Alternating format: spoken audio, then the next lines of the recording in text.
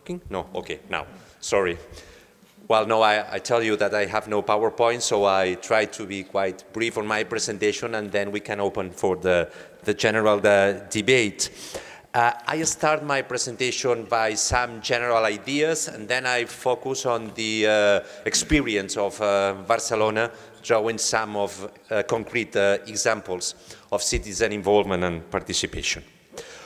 Well, I am persuaded that in the context of the social complexity of our cities, it is no longer possible to make decisions for the citizens without the citizens.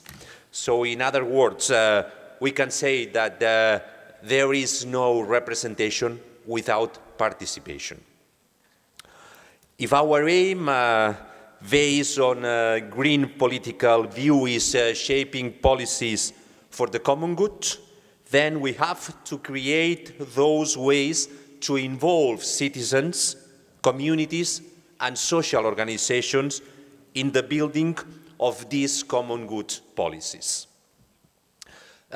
Maybe someone can consider that this might be an inefficient way of making policies, or even that citizens basically demands government outputs beyond the processes to reach them. That is a local government which delivers on the basis of the citizens' vote in one-day local election. Well, I think that this is a view which is increasingly difficult to sustain today, not only on green political grounds, but also on the social analysis of our cities. We are living in a context of increasing complexity of values and increasing shared knowledge. Then, those old-fashioned, rational, top-down policy-making processes should give way to a new range of bottom-up social learning processes to deepen democracy, yes, but also to deliver more sensible and fair policies to our citizens. Well, then the question arises, which are the ways to do that? Maybe it's easier to explain, but more difficult to put into practice. Well, let me share with you the experience of Barcelona. Just a few words about the city and the political context. Barcelona is a municipality of 1.6 million people and 3.5 million people in the metropolitan city. It's a high-density, compact Mediterranean city. We are living almost 2 million people in less than 100 square kilometers. It's a multicultural city with 20% of immigration and more than 60 languages spoken at everyday life, and without any relevant social conflict based on ethnic origin of the population. Our political party, ICB, the Green Left, have been in the government of the city for many years, until 2011. Always as the minority partner of the Socialist Party, which won the election during a lot of years in the city. But 4 years ago, the Conservative Party won the election by first time in history in Barcelona. Since that moment, our commitment was to win again the city and to come back into government.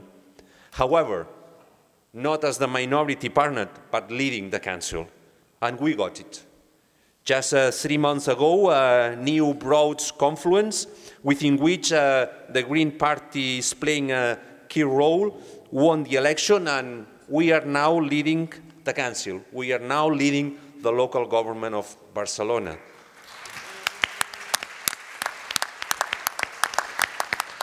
Well, this opens up a new and more solid opportunities to link with our experience and to generate new goals and proposals for citizens' involvement and for radical democracy. Which are the ways to do that? Well, let me underline five main strategies we are working to build participatory local democracy. The first one is what we call the co-production of policies. That is the involvement of citizens and their organizations at every stage of policy. It means budget allocation, so processes where communities decide the priorities of public investment, quite similar to what Jacques explained now to us, maybe in Barcelona without the legal framework that Jacques explained on Paris, but processes are now on the way. Policy planning on the key areas which define the city project, basically mobility, social inclusion, and education. And third, what we call the shared policy implementation, that is processes of working together between council professionals and social organizations in service provision. I think the best examples here in Barcelona are what we call the action networks of the Agreement for Social Inclusion in the city. Some 10 years ago, a manifesto was supported by local government and hundreds of NGOs and community groups to both strengthen and democratize the shaping of social inclusion policies. And within the framework of this manifesto were created up to 11 action networks in different policy areas in the city, where society and local services work together on the basis of common resources and common goals. For example, there is at the moment action networks to deal with homelessness in the city, or a network to support long-term home care of dependent people who are cared by their families, or for example, an action network on culture for social inclusion, where a great number of cultural agents of the city adopt the compromise of drawing programs for the access of people at risk of social exclusion, so making culture as a factor of their social inclusion trajectories. So this is the first strategy, the co-production of policies. Second one, what we can call a direct democracy. That is to devolve people the direct capacity to make a concrete decision on a key issue by means of a referendum or a consultation process. It ranges from consultation about, for example, the urban design of a small street in a neighborhood, to the compromise of the local government of the city at this moment to hold a referendum about whether or not Barcelona should join the movement of the cities for the independence of Catalonia, for example. So a wide range of decisions that in Barcelona the local government is compromised to devolve to the citizens. In any case, what is very relevant for us, for the government of the city, is to provide all the means, the spaces, the resources for a high-quality public deliberation. So public deliberation to reinforce democratic values among citizens as relevant as the final result, as the final output of the process. Third strategy, open government, or what we call as well open code city. That is to make available at real time all the information to the people. E-government as a new opportunity window for democracy, to place expenditure, contracts, processes under citizens' control. Fourth strategy, what we call the civic management of public services. I think this is a quite interesting contribution. In Barcelona, historically, there is a big network of neighborhood-based cultural and civic centers, as in many other cities. Most of these centers, years ago, were managed by council workers. Then during the 90s, and alongside the fashion of new public management, some of them were externalized on a competitive contract basis. Now, instead of remunicipalize, the strategy it follows is to favor the devolution of the centers to the communities, as far as the communities are able to demonstrate capacity to manage them through a project which is publicly evaluated and through an agreement signed by the municipality, by the city council. Last strategy, community action plans. Barcelona is divided in 10 districts and 73 neighborhoods, with an average population of 50,000 each of these neighborhoods. The community plan is the development strategy decided and put in motion through a process of people involvement together with the public services on the area. It comprises health center, public schools, social services, public libraries, and so on. So co-production of policies, direct democracy, open government, civic management, and community actions are the 5 keystones to build a system of participatory democracy on the city. It is a dynamic process. Some of these keystones, there is a quite long history behind them. Others are emerging at the moment, and we can see all the potential for development in future. It involves, obviously, a strong political commitment, but as well human and economic resources to sustain them. Now in Barcelona there is a deputy mayor who is directly responsible for this strategy and a whole municipal area of the organizational structure of the council to support the strategy. This will be, I think, one of the most important points to define and to evaluate the success of the new municipality of Barcelona. As I told earlier, the Green are playing a key role leading the council. Well, thanks very much. I open to your questions. Thank you.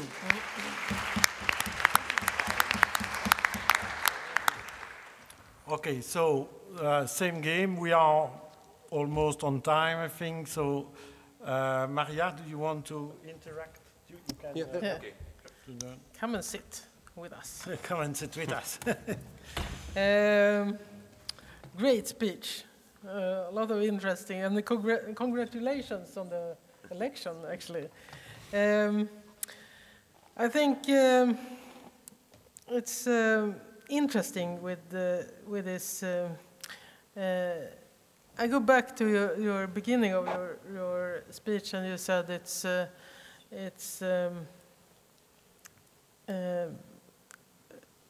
too rational to be this top-down democracy with no participation. But is it somehow also good to be rational sometimes? Because when you are newly elected again, you also have a green program yourself. You would like to force the decisions, and the participation takes some time also. This sounds like I'm swearing in this church, almost. But actually, I think it's important to discuss that. When should we not have participation? Okay, that's a good question. Well, I agree with you that this is a very, well, that is a key debate about how to build a new kind of rationality out of participation and how to mix policy instruments to sustain and to guarantee the success of policies in a context of complexity and in a context of where participation is not a detail but is the logic of the process. Well, I think that's a very key issue, and maybe there is no single answer to this. Well, in Barcelona, these 4 years where the right-wing party has been in the government of the city, our experience is that to weaken participation has been for them the most relevant instrument to make policies at the service of a minority and not link to the common good.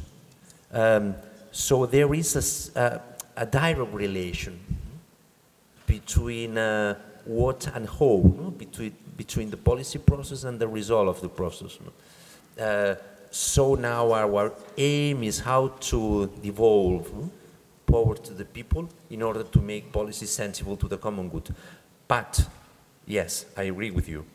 It's very, very important to think that only on this basis we cannot deliver. We must deliver on the basis of democratic participation and the most accurate policy planning instruments in order to meet the needs of every people in the city.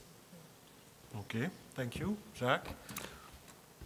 Yes, thank you, Ricard, for this presentation, really interesting. I'd like to know when you organize a referendum or a consultation, how much people participate to those consultations, and are you satisfied with that? Well, in fact, there has been only one experience in Barcelona about a local referendum at the city level. Mm-hmm. The participation was around 20% of the population. Mm.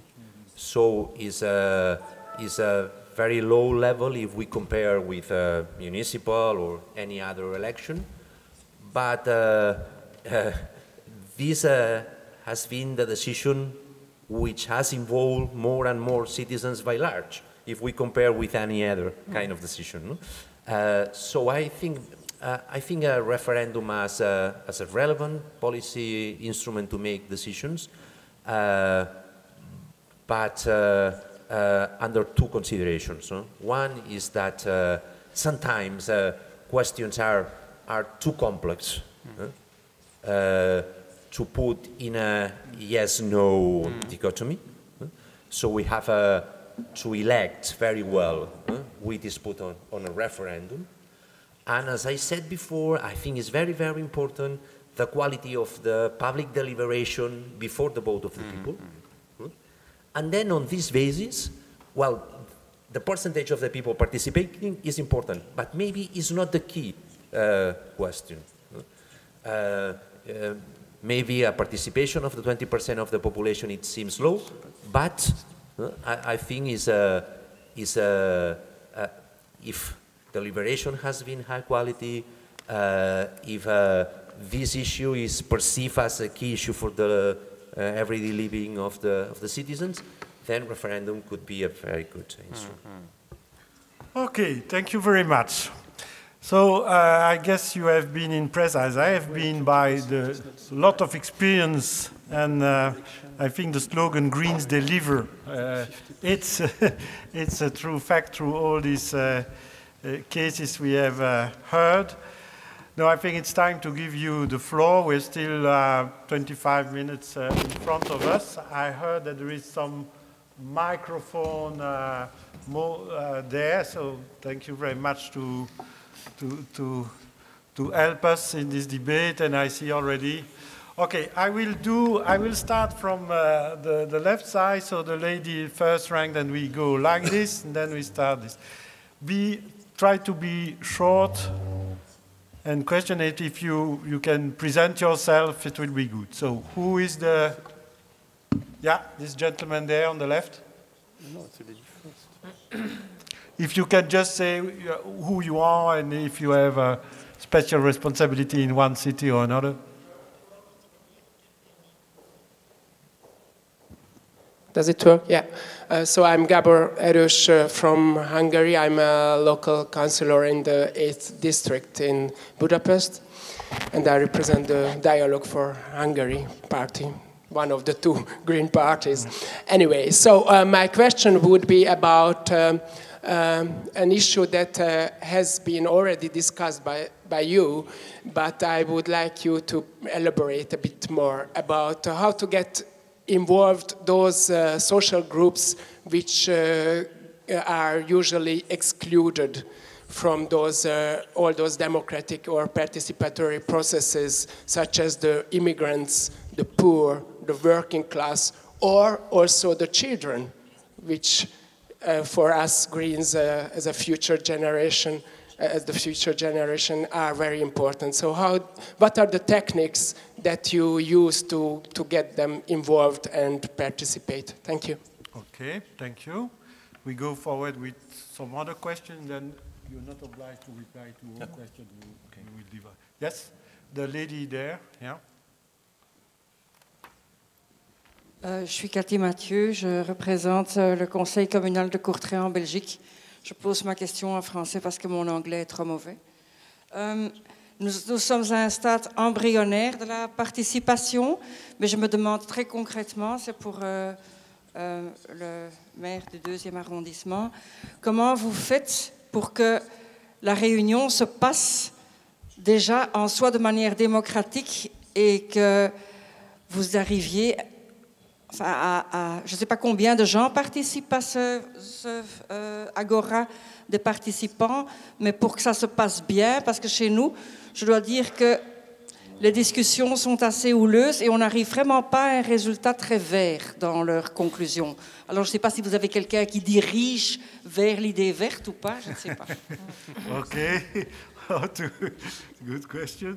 In the same, no, okay, then Sergi, yeah. Yeah, sorry, Sergio Alegre, Deputy Mayor of the city of El Prat in Barcelona. The question is from our colleague from Paris. When you went to elections, did you tell the people that it was going to be the way to handle with the budget, or you just leave it, we will open to participation, whatever? Because, you know, sometimes when you go so down, like a district so small like this one, 24,000 people, some people ask you, well, if you don't know what you want to do, why you are a politician, and what the hell you are doing here? And then you can have some problems of legitimacy. What you have to say in your program, and what maybe comes from one of these democratic agoras. And then what you as a governor or ruler, you have to apply. What you say in your program, or that you have been voted, or what it comes from there. Thank you. Okay, thank you. Yes, the gentleman here in the...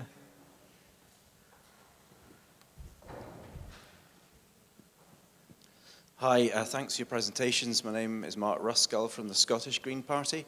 I wanted to ask you a very practical question about resources. What resources have you needed to put in place these participatory measures? Has it required the time of officials? Have you had to set up particular units within your municipal government to run these processes? The context for this question is that my own council is facing a lot of austerity, so the staff numbers have gone down and our capacity as a council to do things is reduced. Okay, thanks. Yeah. Hi, my name is Natalia. I'm from Tampere, and I'm with the Greens there. And I also agree that, well, I want to make two comments. First one is that I agree that there should be a filter, because at the end of the day, it's not a democracy of like how the city is planned. I think that there should be like an order as well, because then it becomes very bureaucratic. And I think that Finland has a very transparent way of planning the cities. However, right now when we are opening meetings for everyone to participate, we only get certain amount of people which are related only to the area or certain generations. the mayor of Uppsala mentioned that you're trying to have a project which involves social media as well, which in Tampere we're also working on something like this, and I would like to know more about that, how you're doing that. Thanks. Okay. Here in the front, are there any questions? Then I will stop, then I will take the second part after, but I will ask, so there are specific questions to some of you and more general questions, and then comments. So you're not, I think there are specific questions for Jacques, and perhaps you can, Maria, react on one point if you want, and Ricard on the other. So I propose Jacques starts. Okay, I can ask in English or in French? No, in French, you can, the translation I must say is excellent. In French I prefer. Sorry. First, pardon, tout d'abord, comment impliquer les personnes exclues de la démocratie parce qu'elles n'ont pas le droit de vote en tant que personnes étrangères, ou parce qu'elles ne sont pas inscrites sur les listes électorales, ou parce que, bien qu'inscrites, elles ne votent pas, elles s'abstiennent. C'est un véritable défi, et c'est le défi numéro 1 de la démocratie participative.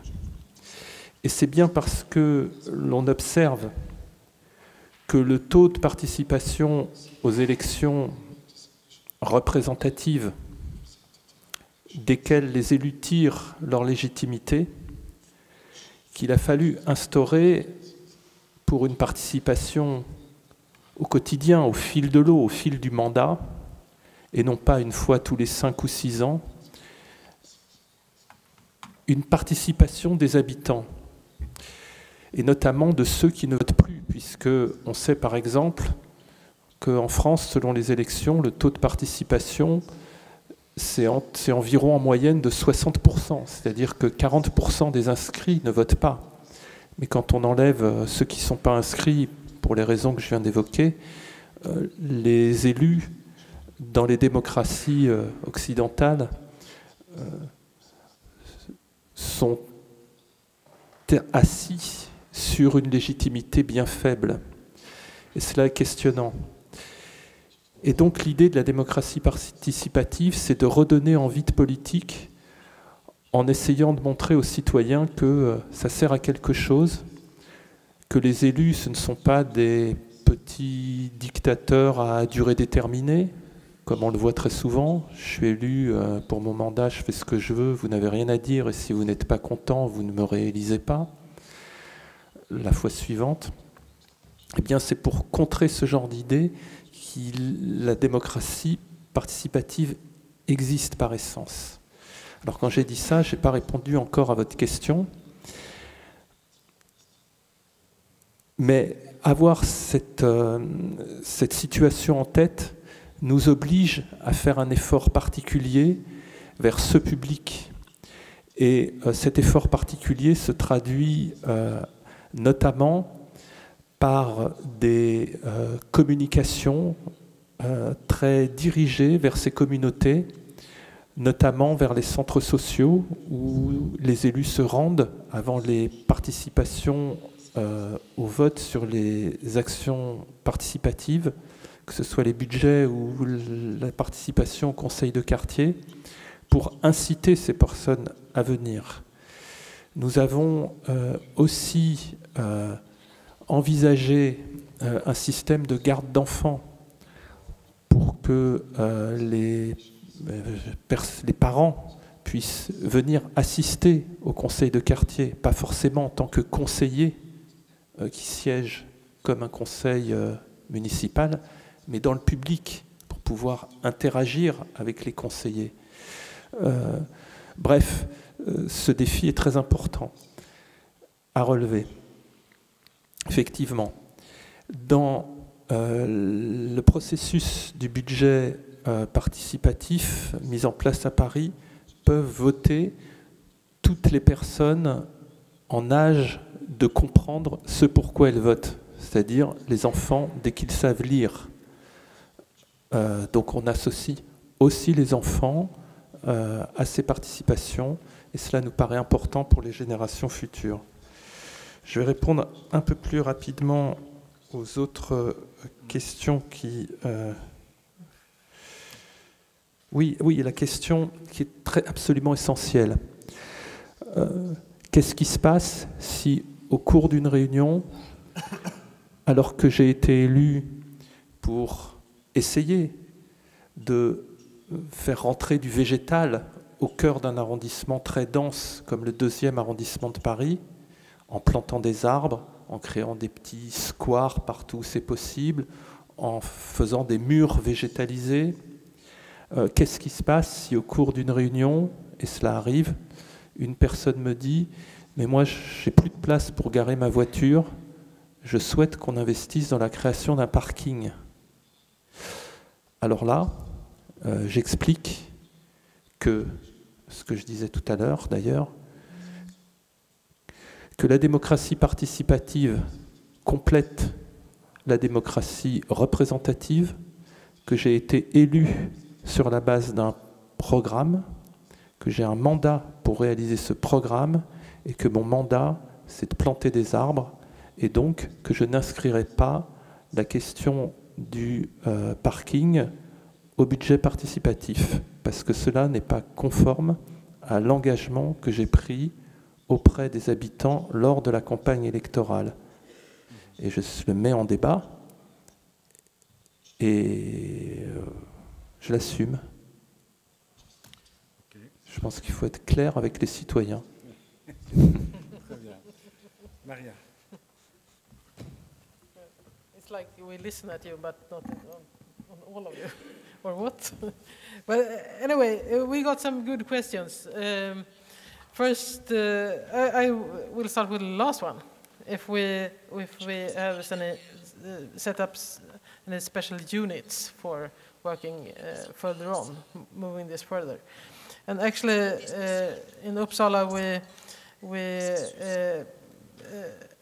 the Green Deputy Mayor for Democracy, my colleague, he set up a working group with me and also my colleague for the Deputy Mayor responsible for building to start a group for reformed and modernized citizen dialogue. That's one kind of unit we formed recently. And also the first question we got, how can we include more citizens? How can we include immigrants and people that not just call us and are active in the society for themselves? I talked about it before, but I think it's important to come back to the picture I showed with a ladder, the participation ladder, with the that always start with information. And actually, it's important to organize the information and communication work in that way that you actually reach people better. And you need to think about language. You need to think about how you talk. You think you need to be aware of being present.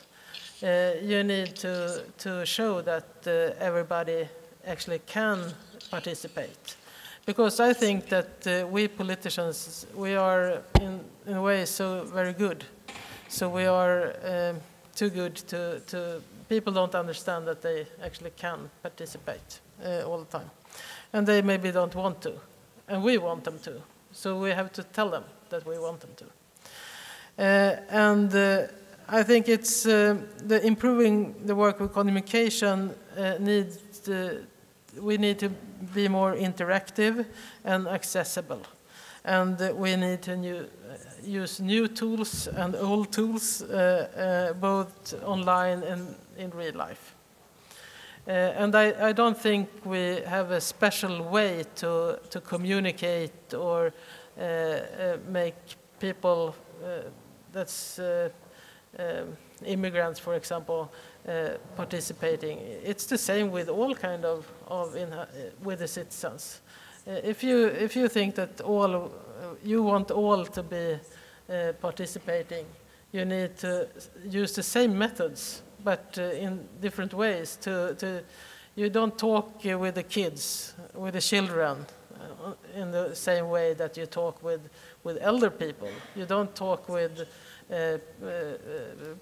people in the same way. You have to find the target groups and define the target groups, and also change yourself a bit. Use different languages and use different way to talk. Okay. Thank you. Yes, well, in fact, it's a big challenge, this of including people excluded in participation. If we do not face this challenge, we are in danger of creating a new social cleavage between those in and out of democratic participation processes. And we know that there is a strong correlation between social inequalities and participation inequalities. In Barcelona, we know that the turnout in local elections in high-income areas double the turnout on low-income areas, and it reproduces on the participation processes. So I think it's very, very important to link participation with everyday life of people, so to make participation at a community level on very concrete and tangible issues, those concerning, for example, the use of public space, community spaces in the neighborhoods, or even for us has been very important the involvement of on those universal public services, schools, hospitals, public libraries, that are incorporating on the every life of everybody, even the most excluded population, to inviting them to take active role by making visible their language and any other contributions that they can make to the community, and those empower them and to make them more sensible to be engaged on other more complex democratic processes of participation. Okay. It's true that we didn't answer the question of our Scottish colleagues, so Jacques, yes, say a few words about the resources and then... Thank you. Yeah. Non, en français, ok. Il faut savoir que effectivement, toutes les municipalités en France, et sans doute partout en Europe, ont des budgets qui sont en diminution, nous-mêmes à Paris. Ce que l'on met en débat auprès des conseils de quartier, des habitants, c'est un pourcentage de ces budgets. Donc, ce n'est pas des ressources supplémentaires qu'on affecte au débat vis-à-vis des habitants.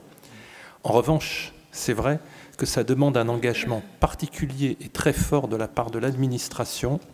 Et je sais qu'à Paris, il y a eu beaucoup de burn-out pendant la période de préparation parce que les fonctionnaires municipaux étaient particulièrement investis sur ce sujet. Ils ont dû inventer des processus et ça a été très très difficile pour eux. Donc il faut vraiment faire un projet de la municipalité pour que ce soit porté par le politique, pour que l'administrative suive, pour que l'administration suive, parce que c'est effectivement une charge de travail supplémentaire pour elle. Il faut l'avoir en tête. Ok. Merci. On arrive tout doucement, mais on y reste 6-7 minutes, donc je prends encore une ou deux questions. Yeah. Bonjour, Alain Nicolas, je suis membre du Parlement régional de Provence à Marseille. Je voudrais poser une question à Jacques Boutot. Vous avez parlé tout à l'heure de la situation dans laquelle vous avez à choisir entre un parking et planter des arbres. Vous avez dit, j'ai été élu grosso modo, j'ai été élu pour planter des arbres et pas pour faire des parkings, ce qui me paraît tout à fait normal. Par contre, si la majorité du quartier vote pour le parking, qu'est-ce que vous faites? En fait, vous avez commencé à répondre, mais vous n'êtes pas allé jusqu'au bout. Qu'est-ce que vous faites si le parking devient majoritaire parmi les habitants? Ok. Alors, on va prendre... Attends. I have a gentleman there, really at the end of the, yeah. And then I think Markus Drake of the Finnish Greens Party Council. Some 10-15 years ago, there was a lot of expectations and hopes connected to the transformative potential of these citizens' consultations, of the consultas or forums, public forums, and so on. I'd like to ask about that. What's the greatest change you can imagine or you can hope to achieve through this tool, through going directly and asking the citizens? How high is your aim? Thanks. Je pense que ça, c'est OK. Ce sera la question finale pour chacun peut répondre, comme on fait dans les shows de télévision. Vous avez 30 secondes pour la question la plus importante. Mais bon, ceci n'est que le début des 2 journées. Donc, on a encore plein de moments où on peut se rencontrer. Donc, on va répondre à la question très précise, mais aussi qui questionne Jacques, encore mais très brièvement. Et puis je redonne la parole à chacun pour essayer de répondre à la question de notre collègue finnois. Si vous deviez, je la retransforme, si vous deviez rêver aussi de ce que vous voudriez obtenir à la fin de votre législature actuelle, qu'est-ce que vous mettriez en avant? Donc je pense que c'est un peu cette idée-là. Voilà. Jacques, très brièvement. Dans le processus d'élaboration des budgets participatifs, il y a une phase idée du projet. On va dire que dans les idées émane un parking.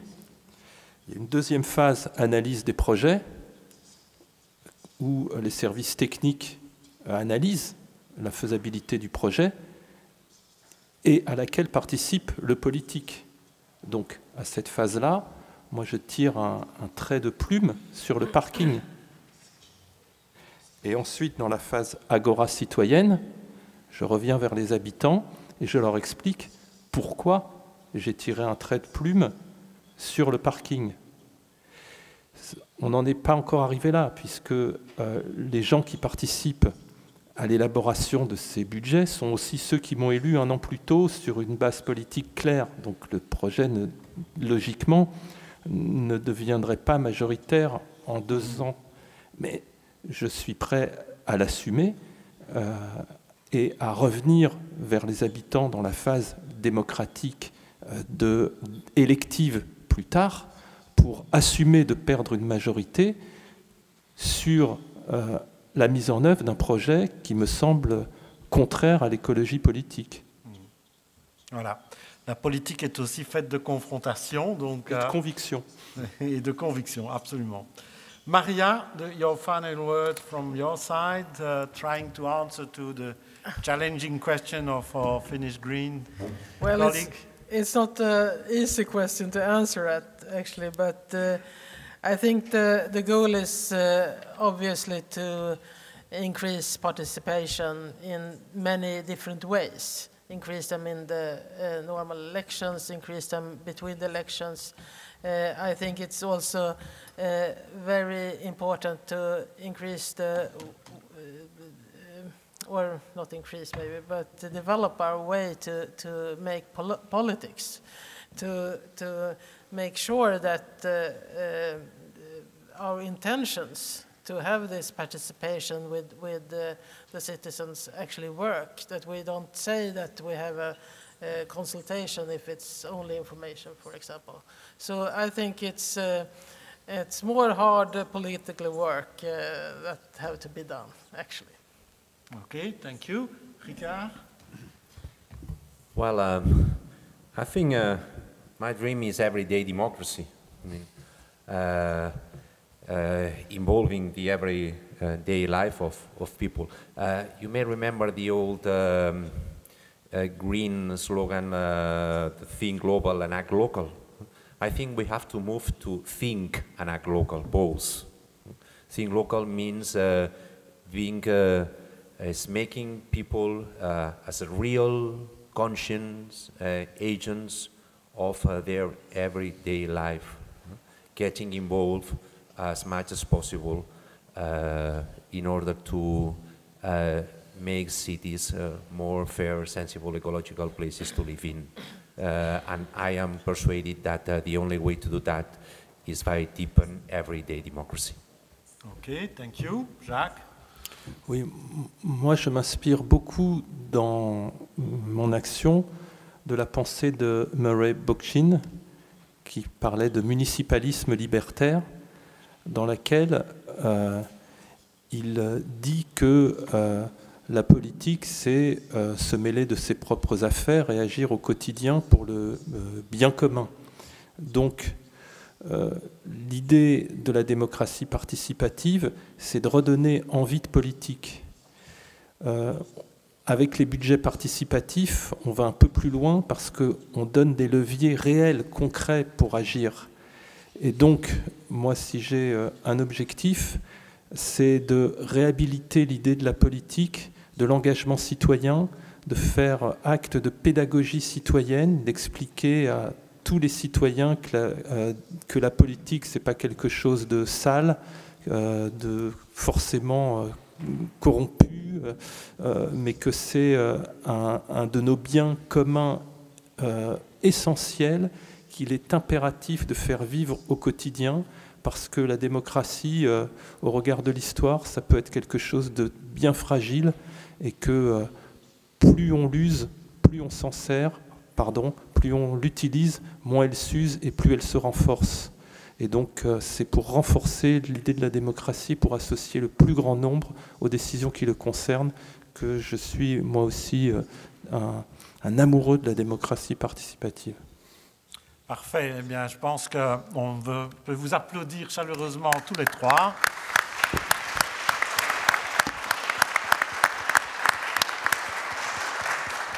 I want to thank you, all of you, for your patience, and you